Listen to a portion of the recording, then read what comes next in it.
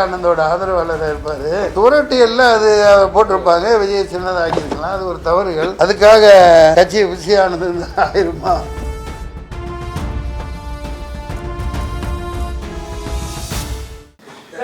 விஜய் வந்து ஃபர்ஸ்ட் வந்து கவர்னர் வேணா தமிழ்நாட்டுக்கு சொன்னாங்க. அதுக்கப்புறம் வந்து இந்த பாலியல் வன்கொடுமைக்காக வந்து கவர்னரே எப்படி பாக்குறீங்க?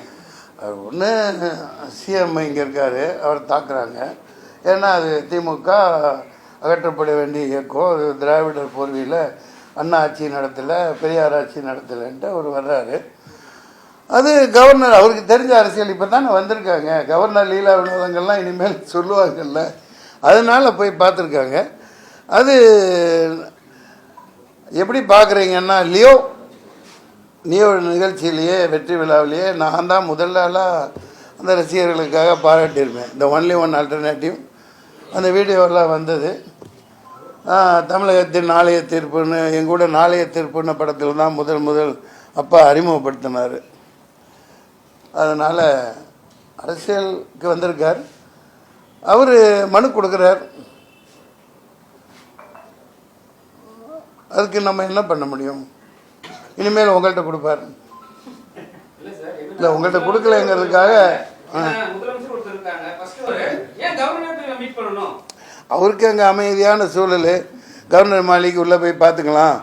நாளைக்கு நம்ம ஜெயிச்சு ஏதாவது துணை முதல்வர் அப்படி இப்படி ஆகிட்டோம்னா அதுக்கேற்ற மாதிரி ஒரு கவர்னரை வைக்கணும், நல்லா வசதியாக இருக்கான்னு பார்க்குறதுக்காகவும் பிரச்சனை தீர்க்க. போனாருங்கிறீங்க, போகலைங்கிறீங்க. அங்கே அப்புறம் எங்கேயோ போய் வீட்டுக்குள்ளேயே வரவழைச்சி கொடுத்தாருங்கிறீங்க. அங்கே அவர் போனால் 4-5 பேர் செத்து போயிட்டா, கூட்டம் போயிட்டா, ஐயோ நீ ஏன் போனால் செத்துட்டாங்கிறீங்க, நிவாரணம் கொடுங்குறீங்க.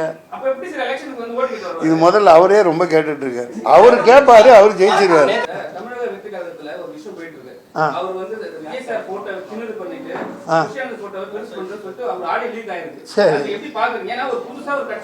சரி சரி.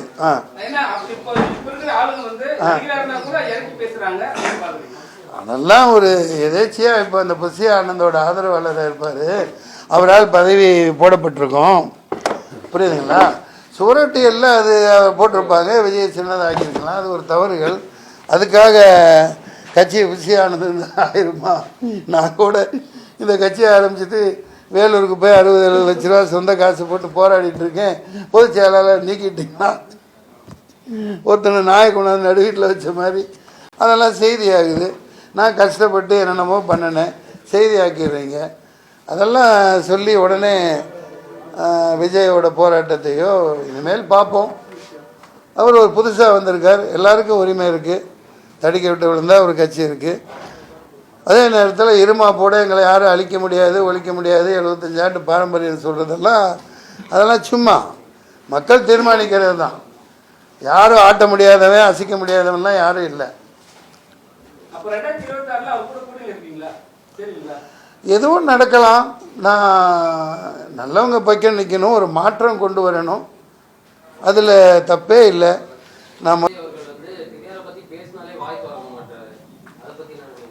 அவர் ஒரு நடிகராகவே முழுக்க நிறைய படங்களில் நடனம், பதில் பஞ்சு, கில்லி, லியோ, அவர் மக்கள் மனசில் இளைஞர்கள் மனசில் பதிஞ்சிருக்கிறவர். அது பேசிக்கிட்டே இருக்கணுமா என்ன?